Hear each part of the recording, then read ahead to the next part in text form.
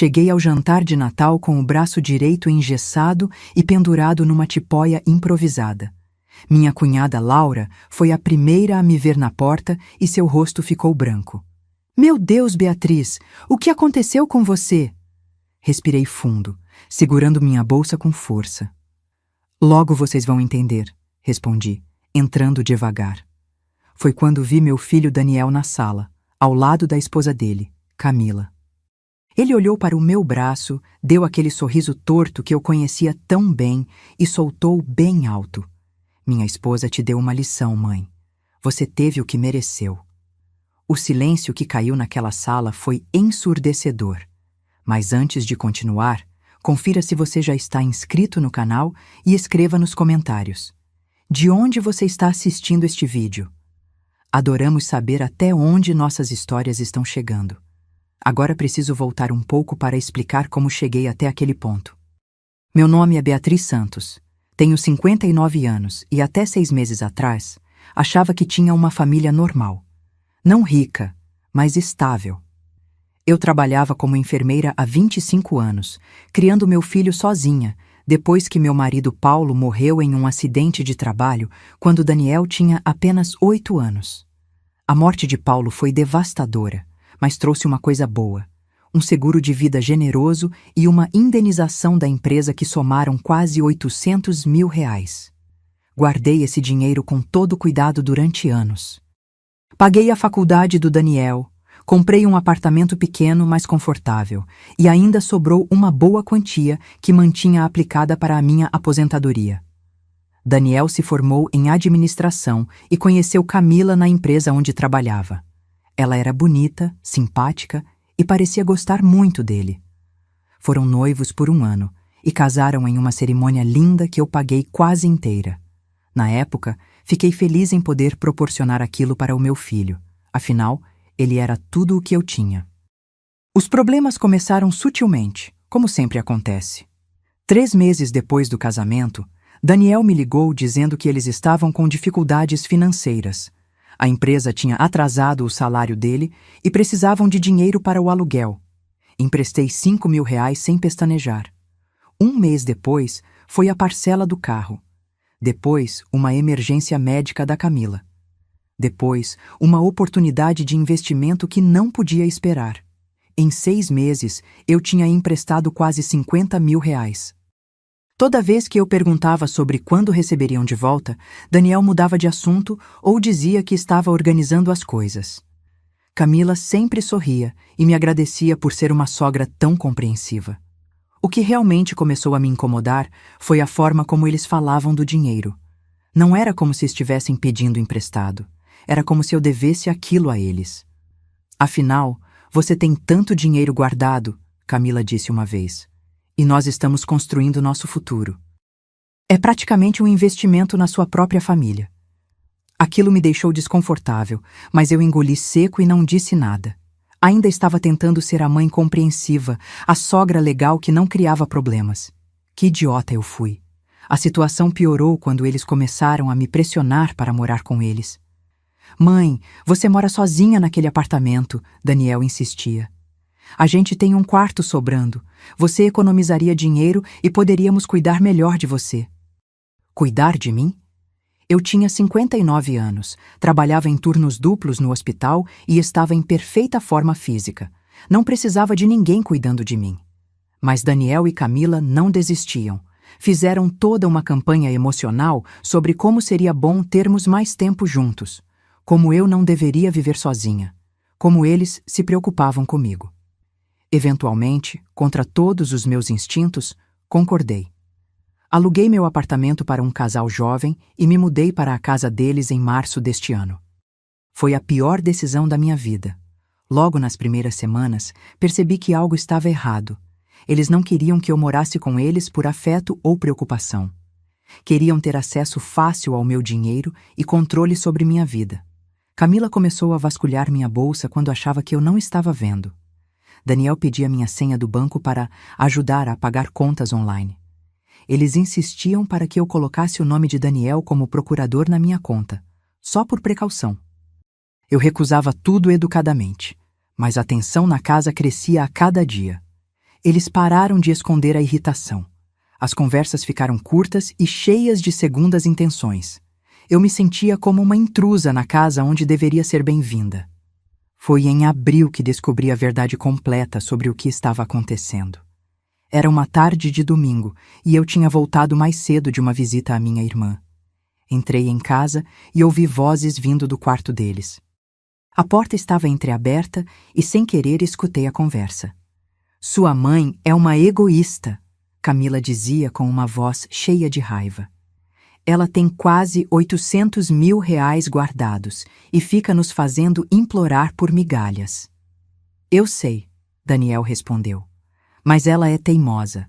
Não vai simplesmente me dar o dinheiro. Então a gente precisa ser mais criativo. Tem outras formas de conseguir o que queremos. Fiquei paralisada no corredor. Meu próprio filho falando de mim como se eu fosse apenas um obstáculo entre ele e o dinheiro.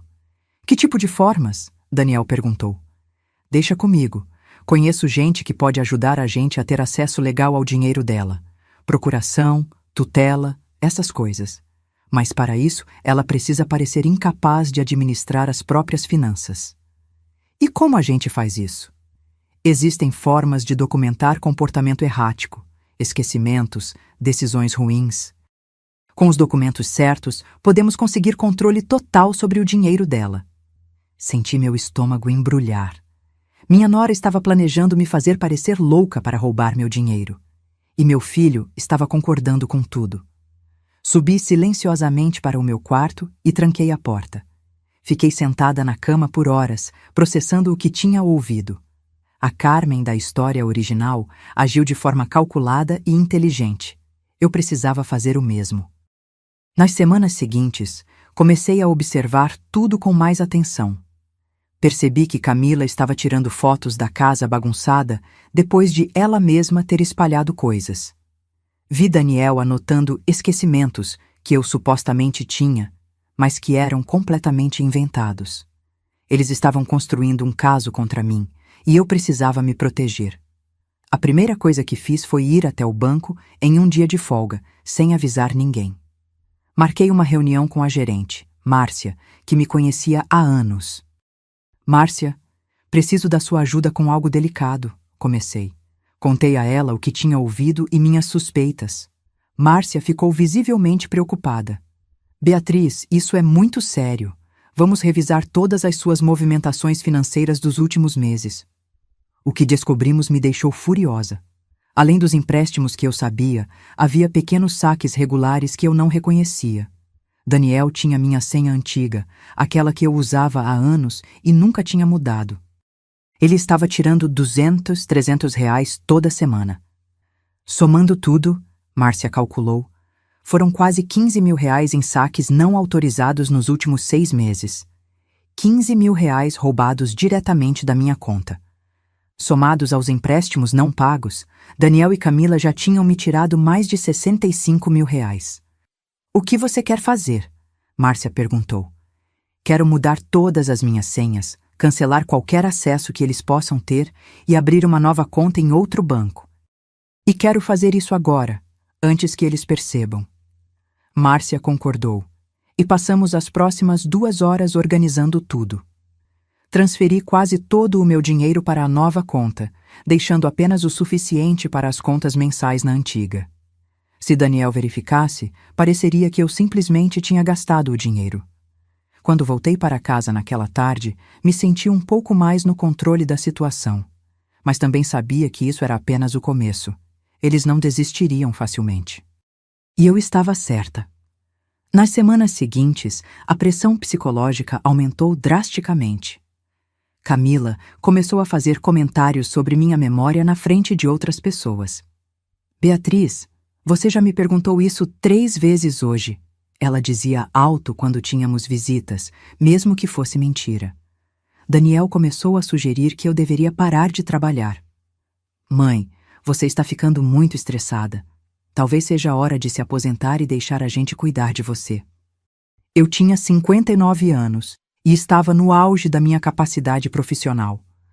A ideia de me aposentar era ridícula, mas eles insistiam constantemente. Comecei a notar outras coisas estranhas. Minhas coisas sumiam e apareciam em lugares que eu não tinha deixado. Meus remédios para a pressão pareciam estar sumindo mais rápido que o normal. Uma vez encontrei meu celular dentro da geladeira e tenho certeza absoluta que não fui eu quem colocou ali. Eles estavam tentando me fazer duvidar da minha própria sanidade. Foi quando conheci Laura, a irmã de Camila, que mudou tudo. Laura veio jantar um dia e, diferente da irmã, ela era genuinamente simpática. Conversamos bastante e ela mencionou casualmente que Camila tinha feito algo parecido com a avó delas, anos atrás. Minha avó tinha Alzheimer no final da vida, Laura comentou. Mas Camila começou a dizer que ela estava doente muito antes do diagnóstico real. Ela queria que a vovó assinasse uns papéis para ela administrar o dinheiro. E ela conseguiu? Perguntei, tentando parecer casual. Não. Meu pai percebeu o que estava acontecendo e impediu. Foi um escândalo enorme na família. Camila ficou anos sem falar com a gente por causa disso. Aquela informação foi como uma bomba. Camila tinha histórico de tentar manipular parentes idosos para ter acesso ao dinheiro deles. E agora estava fazendo a mesma coisa comigo. Decidi que precisava de ajuda profissional. Procurei um advogado especializado em direito de família chamado Dr. Mendes.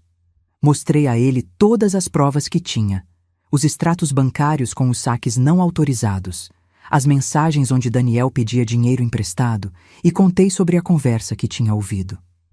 Beatriz, Dr. Mendes disse seriamente, você está lidando com uma tentativa de fraude e apropriação indébita. Mas o mais preocupante é essa estratégia de fazer você parecer incapaz. Isso pode ter consequências sérias se eles conseguirem documentação suficiente. O que eu faço? Primeiro, você precisa sair dessa casa imediatamente. Enquanto estiver morando com eles, é muito fácil manipularem a situação. Segundo, recomendo fazer uma avaliação psicológica completa para ter prova documentada da sua capacidade mental. E terceiro, precisamos considerar registrar uma queixa formal. Segui o conselho dele. Naquela mesma semana, aluguei um apartamento pequeno e comecei a planejar minha saída. Mas fui cautelosa. Não avisei ninguém que estava me mudando.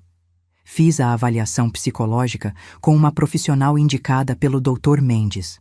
Após 3 sessões, ela confirmou por escrito que eu estava em perfeito estado mental, sem sinais de demência, confusão ou incapacidade de administrar minhas finanças. Senhora. Beatriz, ela me disse, a senhora tem uma mente afiada e está completamente capaz de tomar suas próprias decisões. Qualquer alegação contrária seria fraudulenta. Guardei aquele documento como se fosse ouro. Era minha proteção contra as mentiras que Daniel e Camila estavam espalhando. Mas eles perceberam que eu estava agindo diferente. Ficaram mais vigilantes, mais controladores. Camila começou a me seguir quando eu saía. Daniel verificava minha bolsa procurando por extratos bancários ou documentos. A tensão na casa ficou insuportável. Eu sabia que precisava sair logo, mas também sabia que eles não deixariam facilmente. Principalmente depois que descobrissem que o dinheiro tinha sumido da conta antiga. Foi em uma tarde de junho que tudo explodiu. Eu tinha ido ao banco resolver algumas coisas e, quando voltei, Daniel estava me esperando na sala com uma cara furiosa. Cadê o dinheiro, mãe? Que dinheiro? Não finge que não sabe. A sua conta está praticamente vazia. Cadê os 750 mil reais que você tinha? Isso não é da sua conta, Daniel. Ele se levantou bruscamente. Como não é da minha conta? Esse dinheiro é da nossa família. É meu dinheiro, do seguro do seu pai e da minha indenização. Você não tem direito nenhum sobre ele. Foi quando Camila apareceu na porta, com aquela cara de falsa preocupação que eu já conhecia tão bem. Beatriz, estamos preocupados com você. Você tem tomado decisões muito estranhas ultimamente. Será que não está na hora de deixar o Daniel te ajudar a administrar essas coisas? Eu administro perfeitamente minhas finanças, Camila. E, aliás, quando vocês vão me devolver os 65 mil reais que pegaram? O silêncio que se seguiu foi revelador. Daniel ficou pálido. Eu não sei do que você está falando. Não sabe? Então talvez precise refrescar sua memória. 50 mil em empréstimos que nunca foram pagos e 15 mil em saques não autorizados da minha conta usando minha senha antiga. Camila tentou rir. Beatriz, você está confusa. Não houve saques não autorizados. Tenho todos os extratos e já falei com meu advogado sobre isso. A expressão de Camila mudou instantaneamente. A máscara de preocupação caiu e o que ficou foi pura raiva. Você foi falar com um advogado sobre sua própria família? Fui falar com um advogado sobre 2 ladrões que estão tentando roubar meu dinheiro. Foi quando Daniel avançou na minha direção. Não era violento, nunca tinha sido, mas naquele momento havia algo nos olhos dele que me assustou. Camila segurou o braço dele. Calma, amor. A Beatriz claramente não está bem. Está tendo um surto paranoico. Eu não estou tendo surto nenhum. Estou vendo vocês dois exatamente como vocês são. Subi para o meu quarto e tranquei a porta. Fiquei ali o resto da noite, fazendo planos para a minha mudança. Precisava sair daquela casa o quanto antes. Na manhã seguinte, aproveitei que Daniel tinha ido trabalhar e Camila tinha saído para algum compromisso. Liguei para Laura, a cunhada. Laura, preciso de ajuda. Você poderia vir aqui com seu marido e me ajudar a levar algumas coisas? Claro, Beatriz. Está tudo bem? Vou te explicar quando chegar. Laura e o marido Roberto chegaram em menos de 1 hora. Rapidamente contei a situação para eles. Laura não pareceu surpresa. Eu imaginei que tinha algo errado, ela disse. Camila tem um histórico. Achei que ela tinha mudado, mas pelo jeito eu estava errada. Começamos a colocar minhas coisas no carro deles. Não levei muita coisa, só o essencial. Roupas, documentos, alguns objetos pessoais. O resto podia ficar. Estávamos terminando quando ouvimos a porta da frente abrir. Camila tinha voltado. Ela parou na entrada da sala, olhando para as malas e caixas. O que está acontecendo aqui? Estou saindo, Camila. Saindo? Você não pode sair assim. Posso e vou. Esta casa é sua e do Daniel. Eu só estava de favor aqui. Mas e os preparativos que fizemos? Os documentos da procuração? Então era verdade. Eles realmente estavam preparando documentos para tentar tomar controle do meu dinheiro. Não vou assinar procuração nenhuma. E se tentarem fazer qualquer coisa, vou registrar queixa por fraude. Camila ficou vermelha de raiva. Você é uma ingrata, depois de tudo que fizemos por você. Tudo que vocês fizeram, vocês me roubaram 65 mil reais. Aquele dinheiro era nosso por direito. Você é mãe dele, deveria ajudar seu filho. Ajudar é uma coisa, ser roubada é outra. Foi quando ela avançou em mim. Não sei se foi para me empurrar ou me segurar, mas Roberto se colocou entre nós. Camila, acalme-se. Saia da frente, Roberto. Isso não é da sua conta. Você está ameaçando minha tia. É sim da minha conta. Laura pegou a última caixa e me guiou para a porta. Saímos daquela casa sob os gritos de Camila, que ameaçava chamar a polícia, processar todo mundo e uma série de outras coisas. Fui morar temporariamente com Laura e Roberto enquanto organizava o apartamento que tinha alugado.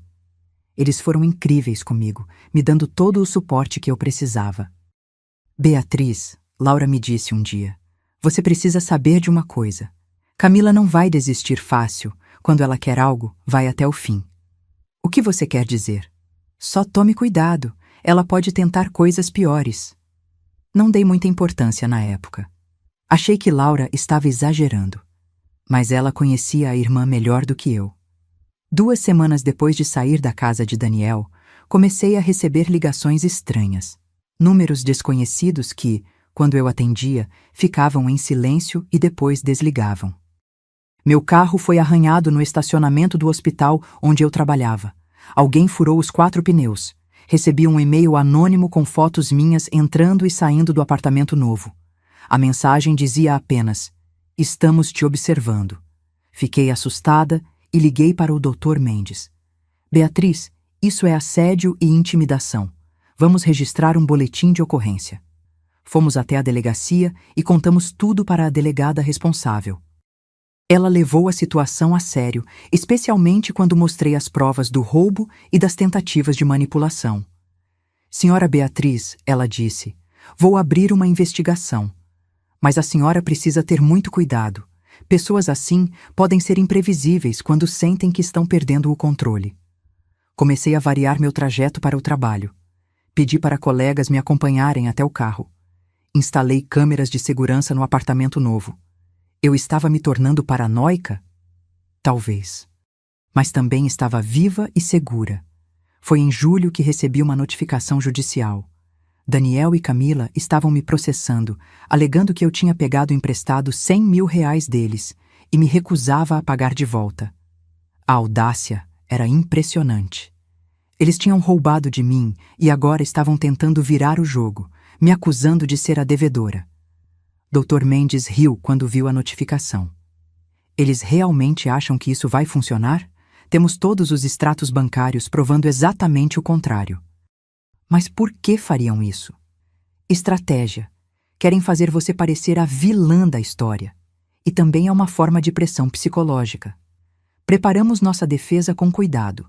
Não só iríamos contestar o processo falso deles, como também entraríamos com uma ação própria por apropriação indébita e fraude. A situação estava escalando e eu não sabia até onde eles estariam dispostos a ir. A resposta veio em agosto, de uma forma que eu nunca poderia ter imaginado. Era uma sexta-feira à noite. Eu tinha acabado de sair do meu turno no hospital e estava voltando para casa. Parei no supermercado para comprar algumas coisas. Quando saí do mercado com as sacolas, percebi um carro estranho parado perto do meu. Um homem estava dentro, olhando na minha direção. Apressei o passo e coloquei as compras no porta-malas rapidamente. Quando entrei no carro e liguei a chave, nada aconteceu. O motor não pegava. Foi quando baterem na janela. Era o homem do carro ao lado. Precisa de ajuda? Não, obrigada. Já vou chamar o guincho, ele insistiu. Posso dar uma olhada, entendo de carros. Algo no jeito dele me deixou desconfortável. Recusei novamente e liguei para o guincho. O homem ficou ali parado, me observando, até que finalmente entrou no carro dele e foi embora. Quando o mecânico chegou e verificou meu carro, descobriu algo perturbador. Senhora, alguém mexeu no seu motor. Desconectaram alguns cabos de propósito. Senti o sangue gelar. Não foi um problema mecânico, foi sabotagem. Liguei imediatamente para a delegada que estava cuidando do meu caso. Beatriz, isso é muito sério. Vou mandar uma equipe para recolher as imagens de segurança do estacionamento do supermercado. As imagens mostraram Camila entrando no estacionamento 20 minutos antes de mim e se aproximando do meu carro. Ela ficou ali por alguns minutos e depois saiu. Temos prova suficiente para prendê-la por vandalismo e tentativa de constrangimento ilegal, a delegada me disse. Mas eu sabia que isso não era suficiente. Eles queriam mais do que me assustar. Queriam me destruir. A prisão de Camila durou apenas algumas horas. Daniel pagou a fiança e ela foi solta com a obrigação de ficar longe de mim. Mas a ordem judicial não adiantou nada. Os incidentes continuaram. Alguém jogou tinta vermelha na porta do meu apartamento. Recebi encomendas que eu não tinha pedido. Cartas anônimas com ameaças começaram a chegar. Você vai se arrepender de ter mexido com a gente. Velha estúpida, você devia ter morrido junto com seu marido. Vamos pegar o que é nosso, de um jeito ou de outro. Dr. Mendes conseguiu uma ordem de restrição mais rígida. Daniel e Camila não podiam chegar perto de mim, do meu trabalho ou da minha casa, mas ordens judiciais só funcionam com pessoas que respeitam a lei. Foi Laura quem me contou o que estava acontecendo nos bastidores. Ela tinha ido confrontar a irmã depois da prisão. Beatriz, Camila está obcecada com você. Ela não fala de outra coisa. Diz que você destruiu a vida dela, que tirou o futuro que ela tinha planejado. Que futuro? O futuro de roubar meu dinheiro? Ela realmente acredita que tem direito ao seu dinheiro. Na cabeça distorcida dela, você está sendo egoísta por não entregar tudo para o Daniel. E o Daniel? O que ele diz? Laura suspirou. Ele está completamente manipulado por ela. Não consegue ver o quanto Camila é tóxica. Acho que ele tem medo dela também. Era triste ouvir isso, Meu filho tinha se tornado uma marionete nas mãos de uma mulher obcecada por dinheiro. Em setembro, a situação chegou ao ponto de ruptura. Eu estava no trabalho quando recebi uma ligação da delegada. Beatriz, preciso que venha até a delegacia imediatamente. O que aconteceu? É melhor conversarmos pessoalmente. Fui até lá com o coração apertado. A delegada me recebeu em sua sala com uma expressão grave. Interceptamos uma conversa entre Daniel e Camila. Eles estão planejando algo mais sério. Mais sério como? Ela me mostrou a transcrição.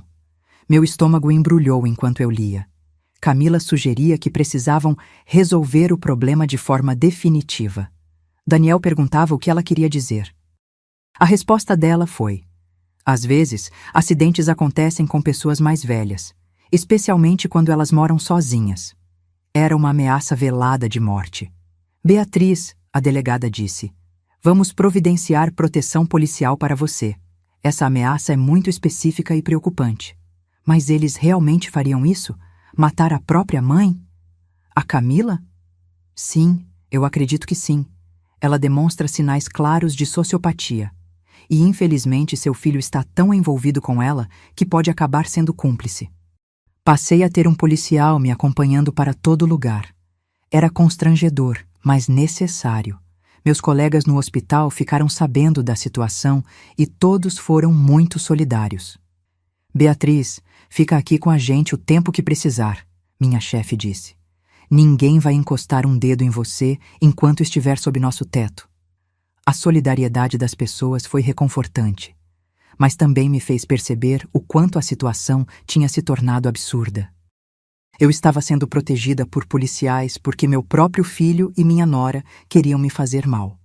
Foi no início de outubro que tudo culminou no incidente que me levou àquele jantar de Natal com o braço quebrado. Era uma terça-feira. Eu tinha acabado de sair do hospital no fim do meu turno da tarde. O policial que deveria me escoltar tinha sido chamado para uma emergência e me pediu para esperar alguns minutos. Fiquei na recepção do hospital esperando. Foi quando vi Daniel entrando. Ele parecia desesperado, descabelado, com olheiras profundas. Mãe, preciso falar com você. Meu primeiro instinto foi chamar segurança, mas havia algo na voz dele que me fez hesitar. Daniel, você não pode estar aqui. Tem ordem de restrição. Eu sei, mas preciso te avisar. A Camila, ela está planejando algo hoje à noite. Como assim? Ele olhou ao redor nervosamente. Ela contratou alguém. Um cara que ela conhece. Ele vai te seguir quando você sair daqui e... E o que, Daniel? E causar um acidente. Fazer parecer que você foi atropelada. Senti minhas pernas fraquejarem. Por que está me contando isso? Porque eu não consigo mais. Eu pensei que queria o dinheiro, que merecíamos o dinheiro, mas não assim. Não com você morta. Foi quando ouvi a voz dela. Daniel, o que você está fazendo? Camila tinha entrado no hospital. Ela viu a gente conversando e seu rosto ficou vermelho de raiva. Você está contando tudo para ela, não está? Seu frouxo inútil.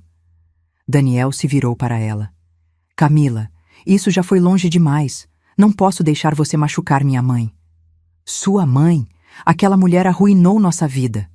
Ela não arruinou nada. Nós tentamos roubar dela.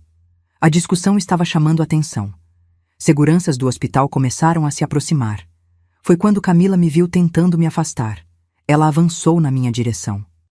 Não sei se foi para me empurrar ou me impedir de sair, mas ela me agarrou pelo braço com força brutal. Você não vai a lugar nenhum. Tentei me soltar. Daniel tentou segurar Camila. Tinha gente gritando ao nosso redor. E no meio daquele caos, senti Camila torcendo meu braço de uma forma horrível. A dor foi instantânea e insuportável. Ouvi um estalo alto e gritei. Meu braço estava quebrado. Camila me soltou com um sorriso satisfeito no rosto. Pronto. Agora você vai ter que ficar quieta por um tempo. Seguranças a imobilizaram. Daniel estava em choque, as mãos na cabeça, repetindo, desculpa, desculpa, várias vezes. Fui levada para a emergência do próprio hospital onde trabalhava.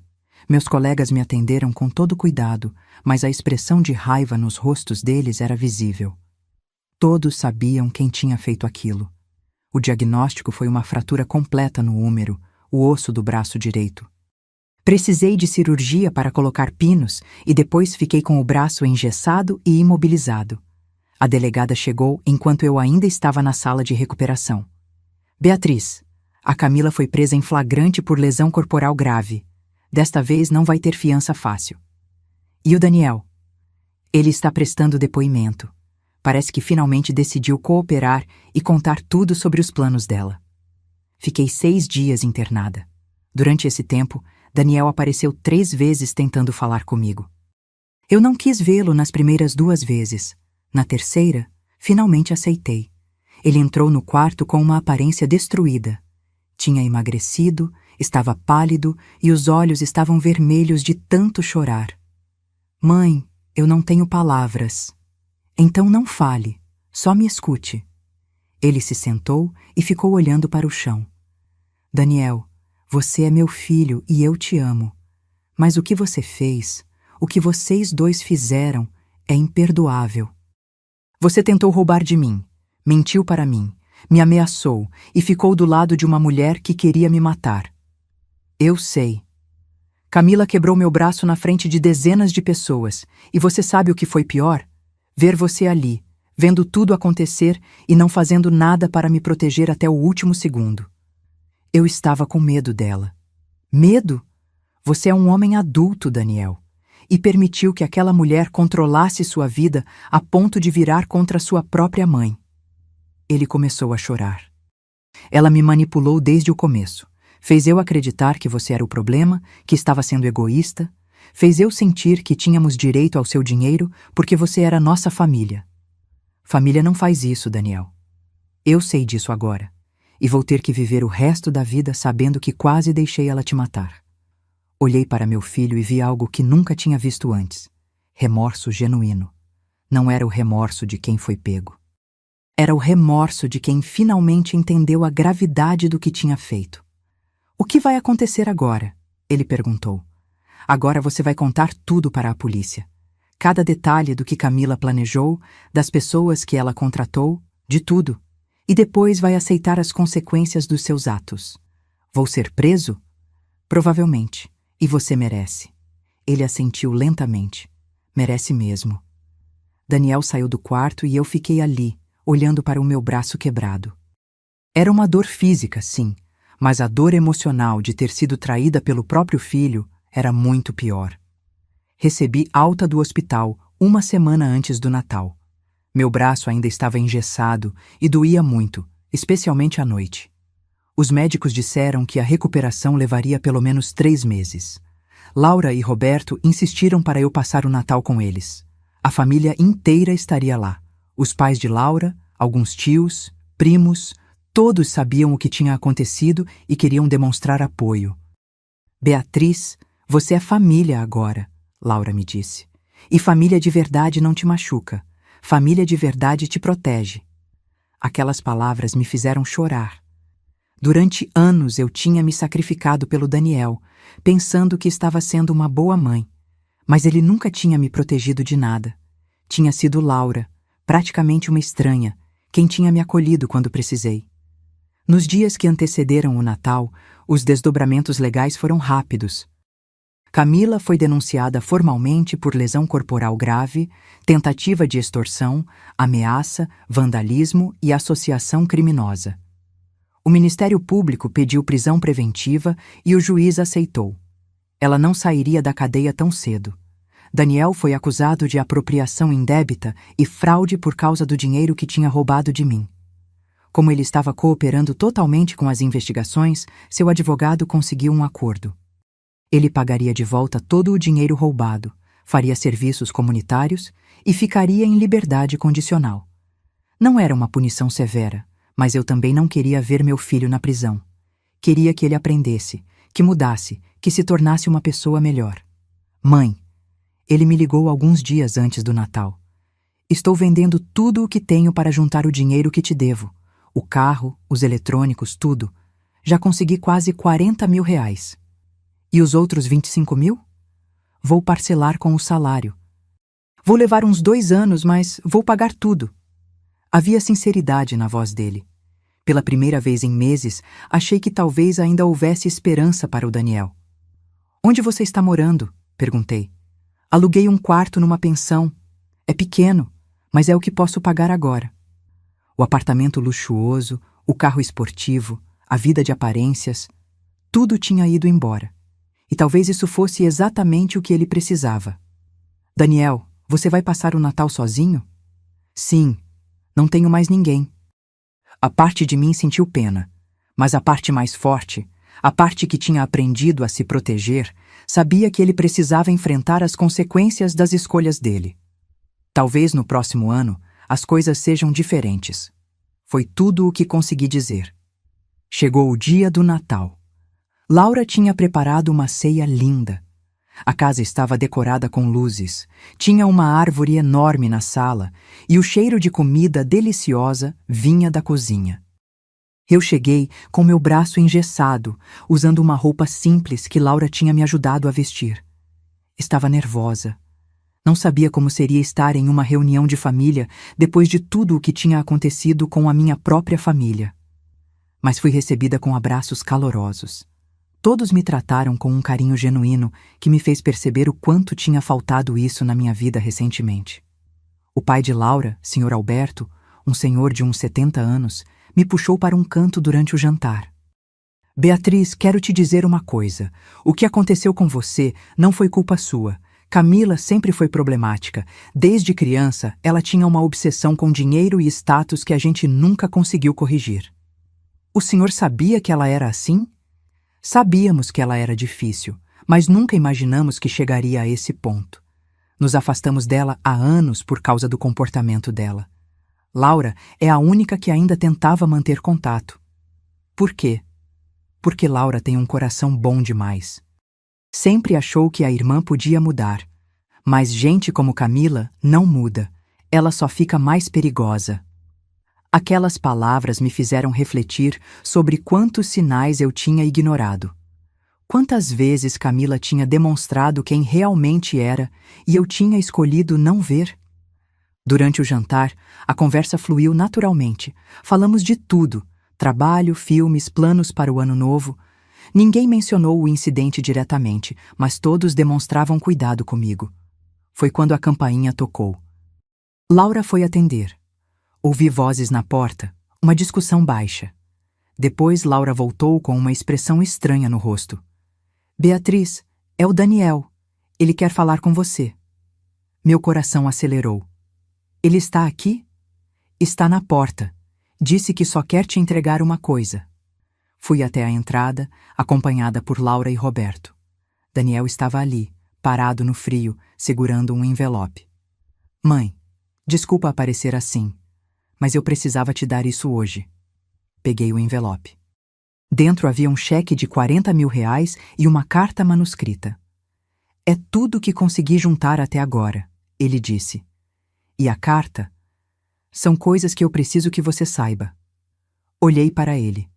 Meu filho parecia 10 anos mais velho. O peso da culpa estava claramente destruindo ele. Daniel, não precisa dizer nada, mãe. Só queria que você soubesse que eu entendo tudo o que fiz de errado e vou passar o resto da vida tentando ser uma pessoa melhor. Ele se virou para ir embora, mas algo me fez chamá-lo de volta. Daniel, espera. Ele parou e se virou. Você quer entrar? É Natal. Ninguém deveria passar essa data sozinho. Vi lágrimas nos olhos dele. Eu não mereço. Não, você não merece. Mas eu não sou como você e Camila. Eu ainda acredito em segundas chances. Laura interferiu suavemente. Beatriz, você tem certeza? Tenho, mas ele vai ter que trabalhar muito para reconquistar minha confiança. Daniel entrou, cauteloso, como se estivesse pisando em ovos. A família de Laura o recebeu com educação, mas uma educação fria. Todos sabiam quem ele era e o que tinha feito. O jantar continuou, mas agora com uma tensão no ar. Daniel ficou quieto, comendo pouco, claramente desconfortável. Eu também estava desconfortável, me perguntando se tinha feito a coisa certa ao deixá-lo entrar. Foi depois da sobremesa que Laura sugeriu que cada pessoa compartilhasse algo pelo qual era grata naquele ano. Era uma tradição da família dela. Quando chegou minha vez, respirei fundo. Eu sou grata por ter descoberto quem realmente se importa comigo, por ter encontrado forças que não sabia que tinha e por estar viva para contar essa história. Levantei meu braço engessado. Este braço quebrado é uma lembrança de que confiei nas pessoas erradas, mas também é uma lembrança de que sobrevivi, e isso me torna mais forte. O silêncio que seguiu foi pesado. Todos olharam para Daniel. Quando chegou a vez dele, ele ficou em pé. As mãos tremiam. Eu não sei se mereço estar aqui. Na verdade, sei que não mereço. Mas já que a minha mãe me deu essa chance, preciso dizer algumas coisas. Ele olhou diretamente para mim. Mãe, eu passei os últimos meses sendo a pessoa que o papai ficaria envergonhado de conhecer. O papai te amava tanto. Ele trabalhou duro para garantir que você ficasse bem se algo acontecesse com ele. E eu, em vez de honrar isso, tentei roubar de você. Sua voz falhou. Pior ainda, deixei uma mulher manipuladora me convencer de que você era o problema. Camila me fez acreditar que merecíamos seu dinheiro, que você estava sendo egoísta. Mas a verdade é que eu estava sendo ganancioso, preguiçoso e cruel. Lágrimas corriam pelo rosto dele agora. Quando vi a Camila quebrando seu braço, algo se quebrou dentro de mim também. Vi minha mãe, a mulher que me criou sozinha, que trabalhou turnos duplos para me dar uma educação, sendo agredida por causa de dinheiro. E eu tinha sido parte disso. Ele limpou o rosto com a manga. Não posso voltar no tempo. Não posso desfazer o que fiz. Mas posso prometer que vou passar cada dia tentando ser o filho que você merecia ter desde o começo.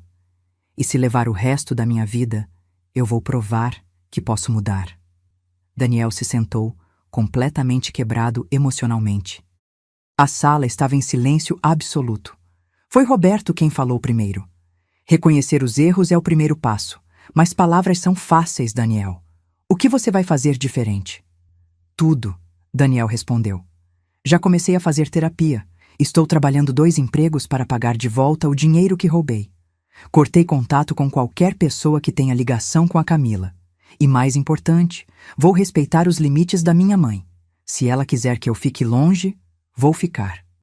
Se ela me der uma chance, vou aproveitar cada segundo para mostrar que mudei. Olhei para meu filho e vi algo que não via há anos. Humildade verdadeira.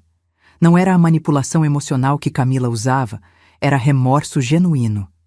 Daniel, eu disse calmamente, você quebrou minha confiança de uma forma que vai levar anos para reconstruir. Mas eu vejo que você está tentando. E isso é mais do que você fez nos últimos meses. Obrigado, mãe. Mas entenda uma coisa, uma palavra fora de lugar, um passo errado e acabou. Não vai ter terceira chance. Eu entendo. O resto da noite passou com mais leveza. Daniel ficou na dele, ajudando a recolher pratos e tentando se fazer útil sem ser invasivo. Quando ele foi embora, me agradeceu mais 3 vezes pela chance. Depois que ele saiu, Laura se sentou ao meu lado. Você fez a coisa certa, ela disse. Você acha? Acho. Ele está destruído. Ou isso vai fazer ele mudar de verdade, ou vai acabar de destruí-lo. De qualquer forma, você deu a ele algo que Camila nunca deu, uma chance honesta. Nos dias seguintes ao Natal, pensei muito sobre perdão e consequências. Daniel estava pagando pelo que fez. Mas será que eu estava pronta para perdoar? A resposta era, ainda não. Mas talvez um dia. Voltei ao trabalho em janeiro com o braço ainda engessado. Meus colegas fizeram uma festa pequena para me receber de volta. Tinha balões, bolo e até um banner escrito Bem-vinda de volta, guerreira Beatriz. Vocês são demais, eu disse emocionada. A gente cuida dos nossos, minha chefe respondeu. Nos meses seguintes, minha vida começou a se reorganizar.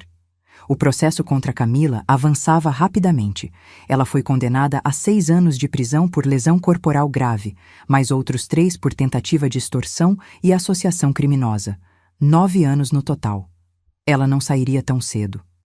Durante o julgamento, ela me encarou do banco dos réus com ódio puro. Quando o juiz perguntou se ela tinha algo a dizer, ela respondeu: Essa mulher arruinou minha vida. Tudo o que fiz foi tentar garantir o futuro da minha família. O juiz respondeu friamente. A senhora tentou roubar, ameaçar e agredir fisicamente uma pessoa inocente. A única pessoa que arruinou sua vida foi você mesma. Senti uma satisfação profunda vendo justiça sendo feita. Daniel continuou pagando o dinheiro de volta religiosamente.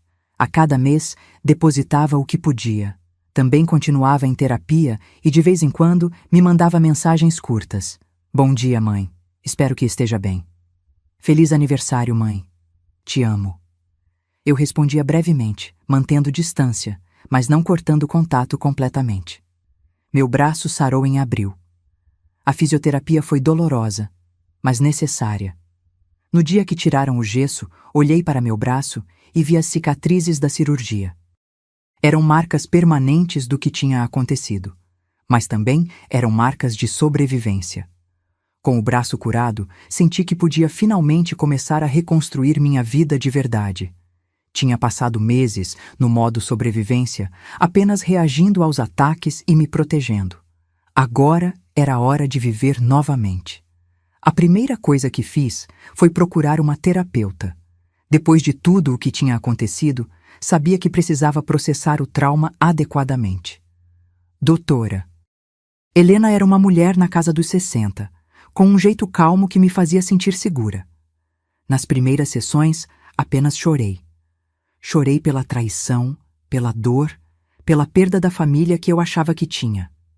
Beatriz, ela me disse em uma sessão, você está de luto, não pela morte física de alguém, mas pela morte da imagem que tinha do seu filho e da família que imaginou ter. É exatamente isso. Eu perdi meu filho, mas ele ainda está vivo. Como eu lido com isso? Aceitando que o Daniel que você conhecia talvez nunca tenha existido. Ou que ele existia, mas foi corrompido. E agora você está conhecendo uma nova versão dele.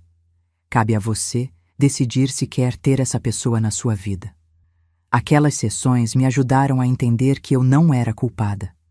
Mães são condicionadas a se culpar por tudo que os filhos fazem de errado. Mas Daniel era um adulto. As escolhas dele eram dele, não minhas. Em maio, decidi fazer algo que vinha adiando: visitar o túmulo do Paulo. Não ia lá desde antes de toda essa confusão começar. Levei flores e fiquei ali, em silêncio, por um longo tempo. Paulo, finalmente falei. Eu estraguei tudo com o Daniel. Não sei o que fiz de errado. Tentei ser uma boa mãe, mas ele se perdeu mesmo assim. O vento balançou as árvores ao redor. Parecia quase uma resposta. Mas estou lutando, amor. Estou me protegendo. E vou ficar bem, com ou sem ele. Saí do cemitério me sentindo mais leve. Paulo teria ficado orgulhoso de como eu tinha enfrentado tudo. Foi em junho que recebi uma ligação inesperada. Era a assistente social da prisão onde Camila estava. Senhora Beatriz, a senhora Camila Ferreira pediu para conversar com a senhora. Conversar? Por quê? Ela não disse, mas é direito dela solicitar e direito seu recusar. Meu primeiro instinto foi recusar. Não queria ver aquela mulher nunca mais na vida, mas a curiosidade falou mais alto. Vou pensar sobre isso. Consultei a doutora Helena sobre a visita. Você se sente segura para fazer isso? Ela perguntou. Ela está atrás das grades. Fisicamente, sim, estou segura. E emocionalmente? Pensei sobre isso. Acho que sim. Na verdade, talvez seja bom para eu ter um fechamento. Decidi ir. Marquei a visita para uma semana depois. Quando cheguei na prisão, fui revista e levada para uma sala de visitas com mesas separadas por divisórias de vidro. Esperei alguns minutos até Camila entrar. Ela estava diferente. O cabelo estava preso de qualquer jeito, sem maquiagem, usando o uniforme laranja da prisão. Mas o que mais chamou a atenção foi a expressão dela. Não era mais aquela arrogância que eu conhecia. Era algo próximo de derrota. Pegamos os telefones de cada lado do vidro. Beatriz, ela começou. Obrigada por vir. O que você quer, Camila? Eu queria pedir desculpas. Não consegui segurar a risada amarga. Desculpas? Você quer se desculpar? Eu sei que não tenho direito. Sei que não muda nada. Mas esses meses aqui me fizeram pensar muito. Sobre o quê? Sobre como eu cheguei a esse ponto. Sobre as escolhas que fiz. Sobre o quanto eu me tornei uma pessoa horrível. Olhei para ela, tentando detectar manipulação. Mas tudo o que vi foi cansaço. Camila, você quebrou meu braço. Você planejou me matar, me roubou, me ameaçou. Por quê? Porque eu estava obcecada com a ideia de ter uma vida que não podia pagar. Cresci pobre, sabe? Muito pobre. E jurei que nunca seria pobre de novo. Muita gente é pobre, Camila. Isso não justifica virar criminosa. Eu sei. Não estou tentando justificar. Só estou explicando. Quando conheci o Daniel e soube da herança sua, vi uma oportunidade. E me convenci de que tinha direito àquele dinheiro. Você não tinha direito a nada. Eu sei disso agora. Mas, na época, minha cabeça estava tão distorcida que realmente acreditava que sim. Achava que você estava sendo egoísta por não simplesmente dar tudo para o Daniel. E o plano de me matar? Ela abaixou os olhos. Aquilo foi eu perdendo completamente o controle. Quando vi que você não ia ceder, que tinha movido o dinheiro, que estava nos processando, entrei em pânico, e pessoas em pânico fazem coisas terríveis. Isso não é desculpa. Não é. E não estou pedindo desculpas esperando que você me perdoe. Sei que o que fiz é imperdoável. Só queria que você soubesse que reconheço o quão errado foi. Ficamos em silêncio por um momento. Como está o Daniel? Ela perguntou. Por que se importa? Porque mesmo sendo uma pessoa horrível, eu realmente gostava dele, de um jeito doentio e egoísta, mas gostava. Ele está reconstruindo a vida, sem você. Que bom, ele merece isso. Camila suspirou. Eu tenho mais 7 anos aqui dentro. Tempo suficiente para pensar em todas as vidas que destruí. A sua, a do Daniel, a da minha família e a minha própria. E o que você vai fazer quando sair? Honestamente, não sei. Talvez ir para longe e começar de novo. Ou talvez ninguém mais confie em mim e eu não consiga recomeçar. De qualquer forma, vou ter que viver com o que fiz. Levantei-me para ir embora. Beatriz, ela me chamou. Olhei para ela. Você é muito mais forte do que eu imaginava. Eu te subestimei completamente. E isso foi meu maior erro. Saí daquela prisão me sentindo estranha. Não sentia pena de Camila. Ela tinha cavado a própria cova, mas sentia uma espécie de fechamento. Os meses passaram e minha vida foi ganhando uma nova normalidade. Continuei trabalhando no hospital, fiz novas amizades, viajei para lugares que sempre quis conhecer. Estava finalmente vivendo para mim. Daniel continuava mantendo distância respeitosa. Pagava o dinheiro religiosamente e mandava mensagens ocasionais, mas não pressionava por mais contato do que eu estava disposta a dar. Foi em setembro, quase um ano depois do incidente, que ele me ligou com um pedido diferente. Mãe, eu sei que não tenho direito de pedir nada, mas há algo que eu gostaria de fazer, se você permitir. O que é?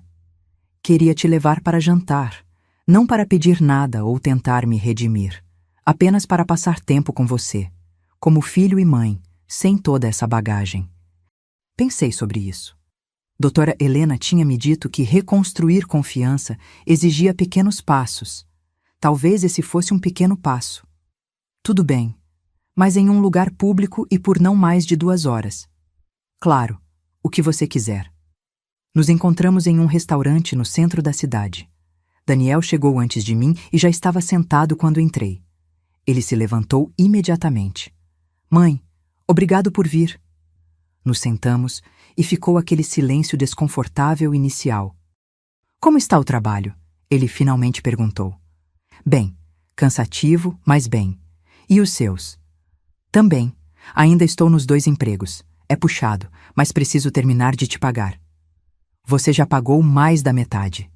Mas ainda falta, e não vou descansar até pagar tudo. A conversa foi fluindo aos poucos. Falamos de coisas triviais. Tempo, notícias, filmes que tínhamos assistido. Era estranho conversar com meu filho como se fosse um conhecido distante. Foi no meio do jantar que ele disse algo que me surpreendeu. Mãe, eu terminei com a Camila oficialmente. Oficialmente? Achei que vocês já tivessem terminado quando ela foi presa. Na prática, sim, mas nunca tinha feito oficial. Entrei com o divórcio mês passado. Já foi homologado. Como você se sente sobre isso? Aliviado. Foi como sair de um relacionamento tóxico que estava me envenenando lentamente. Agora vejo o quanto ela me manipulava, como fazia eu duvidar das minhas próprias percepções. Você foi até ela? Não. Não quero vê-la nunca mais. Fiz tudo por advogado.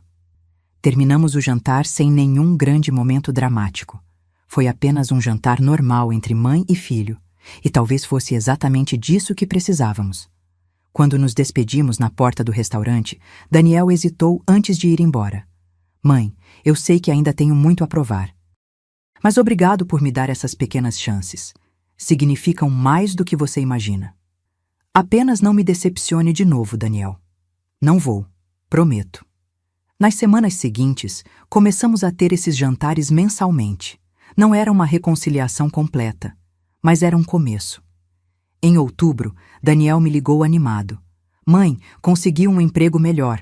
Vou poder pagar o resto do que te devo mais rápido. Que ótimo, filho. Estou orgulhosa de você. Houve uma pausa. Você está?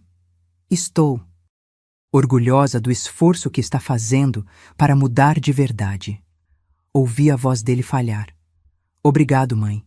Isso significa tudo para mim. Foi em novembro que ele pagou o último centavo que me devia. 65 mil reais, pagos ao longo de quase 1 ano e meio. Pronto, ele disse quando fez a última transferência. Não é o suficiente para compensar o que fiz, mas pelo menos essa dívida está quitada. Daniel, o dinheiro era importante, mas mais importante é ver que você realmente mudou. Esse é o verdadeiro pagamento. Laura organizou um pequeno jantar para comemorar meu aniversário de 50 anos. Foi simples, com apenas pessoas próximas. E pela primeira vez em anos, me senti genuinamente feliz e cercada de gente que me amava de verdade.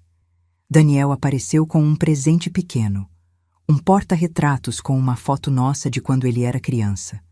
Para te lembrar de tempos mais felizes, ele disse, e para me lembrar de quem eu preciso voltar a ser. Olhei para a foto. Era do aniversário de 8 anos dele, pouco antes do pai morrer. Estávamos sorrindo, abraçados, sem ideia dos desafios que viriam. Obrigada, filho. Naquela noite, depois que todos foram embora, sentei na varanda do meu apartamento olhando para aquela foto. Tinha sido 1 ano e meio de inferno, mas eu tinha sobrevivido. Tinha enfrentado a traição do próprio filho, a violência de uma nora psicopata, ameaças de morte e um braço quebrado. E mesmo assim, estava ali, mais forte do que nunca. Agora, se você gostou dessa história, clica em se inscrever e me diz nos comentários qual parte te deixou de queixo caído. Ah, e não esqueça de se tornar membro para ter acesso a vídeos exclusivos que não posto aqui. Te espero lá. Dezembro chegou novamente, completando 1 ano desde aquele Natal marcante onde cheguei com o braço quebrado. E desta vez, as coisas eram muito diferentes. Laura organizou uma ceia de Natal ainda maior. A casa dela estava cheia de gente, música, comida deliciosa. E no meio de tudo aquilo, eu me sentia em paz.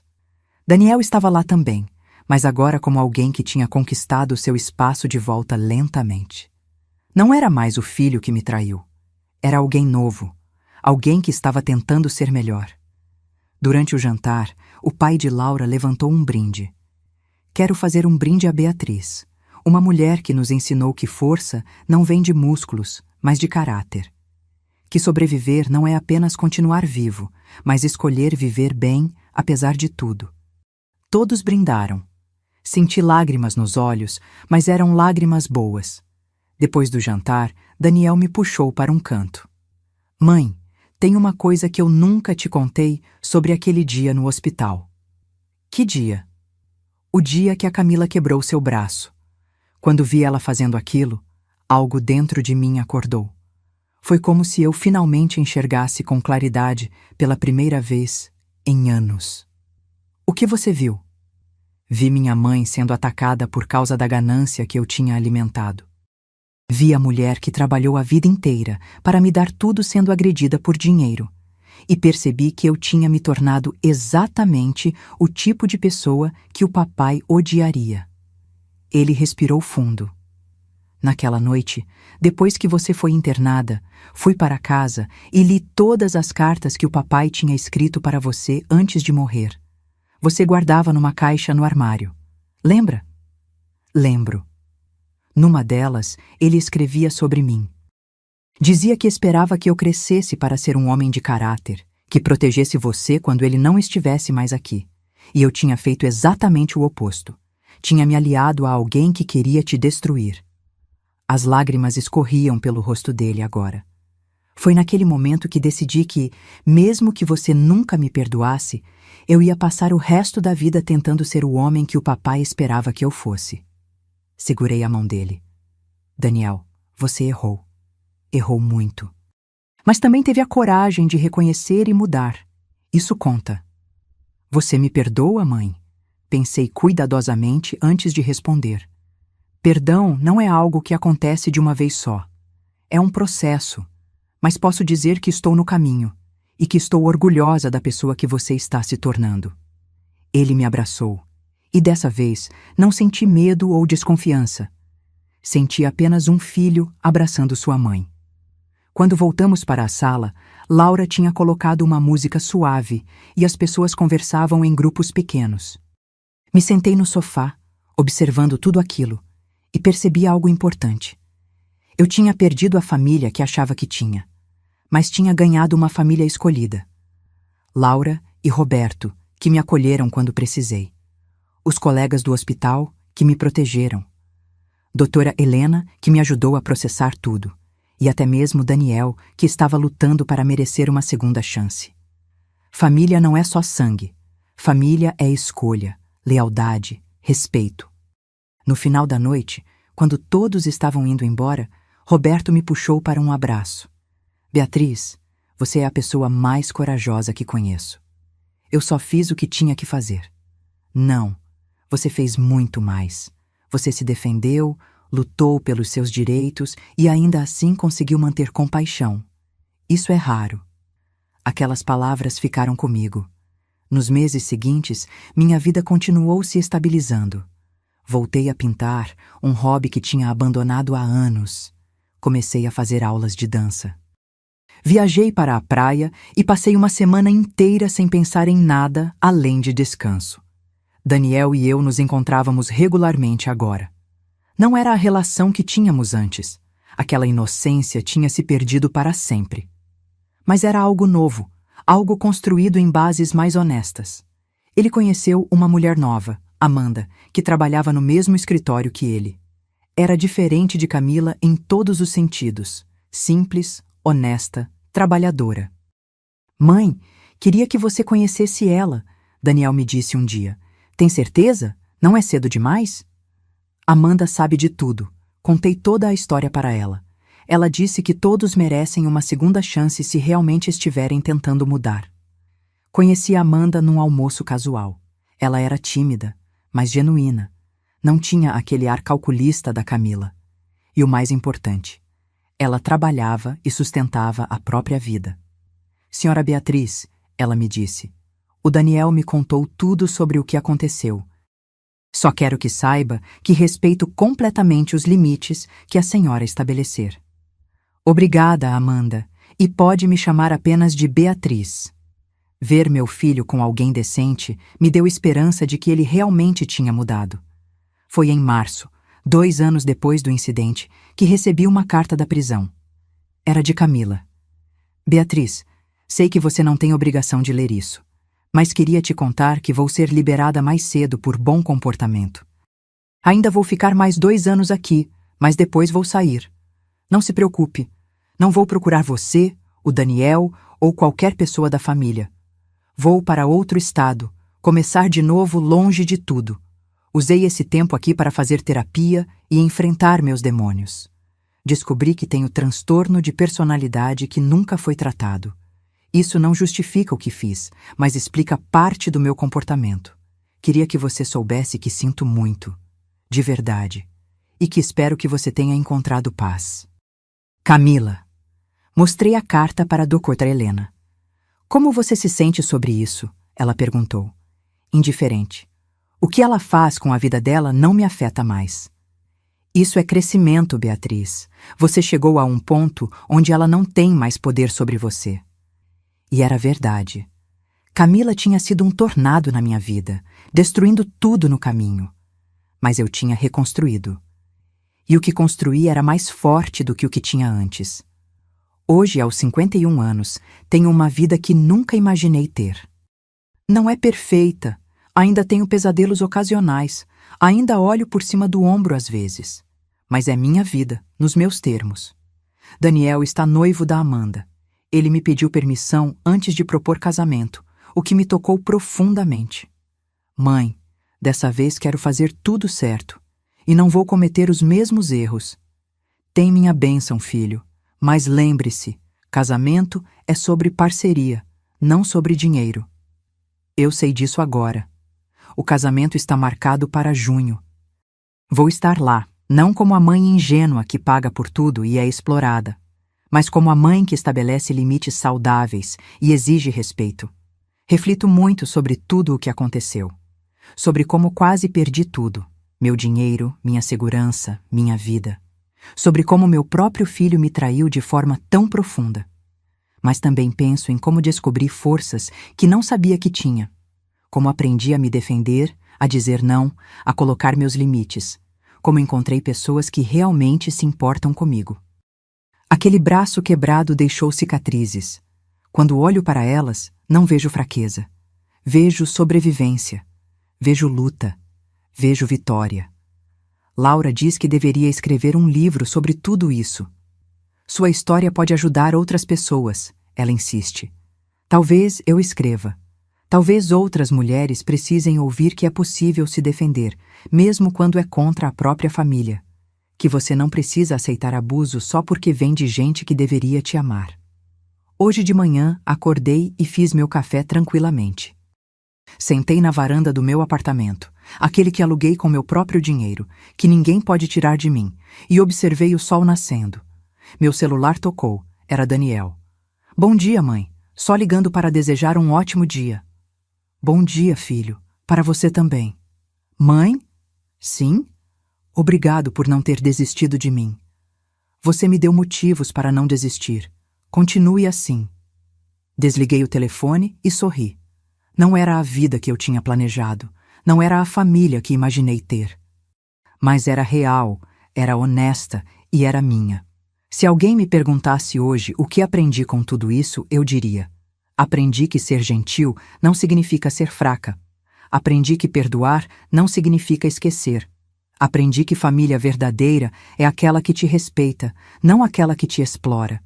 E aprendi que Beatriz Santos, aos 51 anos, enfermeira, viúva, mãe, é muito mais forte do que qualquer um imaginou, inclusive eu mesma. Aquele jantar de Natal com o braço quebrado foi o pior e o melhor momento da minha vida. O pior porque marcou o fundo do poço da traição familiar. O melhor porque foi quando decidi que nunca mais seria vítima de ninguém. Hoje, quando conto essa história, e conto, porque outras pessoas precisam saber que podem sobreviver, sempre termino dizendo a mesma coisa. Não deixe ninguém te fazer de boba. Nem por dinheiro, nem por manipulação emocional, nem mesmo por serem família. Sua vida, sua dignidade e sua paz valem mais do que qualquer relacionamento tóxico. E se eu, Beatriz Santos, consegui sobreviver ao meu próprio filho tentando me destruir, você também pode sobreviver às suas batalhas. A cicatriz no meu braço é minha medalha de guerra, e uso ela com orgulho. Porque no final das contas, não é sobre quantas vezes você cai, é sobre quantas vezes você se levanta. E eu me levantei, mais forte, mais sábia e completamente livre. E essa é a minha história. A história de uma mulher que chegou a um jantar de Natal com o braço quebrado, ouviu o próprio filho dizer que ela mereceu, e mesmo assim conseguiu reconstruir sua vida do zero. Se você está passando por algo parecido, saiba, você não está sozinha. E você é muito mais forte do que imagina. Às vezes, as piores traições nos transformam nas versões mais poderosas de nós mesmas. E eu sou a prova viva disso. Agora, se você gostou dessa história, clica em S inscrever e me diz nos comentários qual parte te deixou de queixo caído. Ah, e não esqueça de se tornar membro para ter acesso a vídeos exclusivos que não posto aqui. Te espero lá.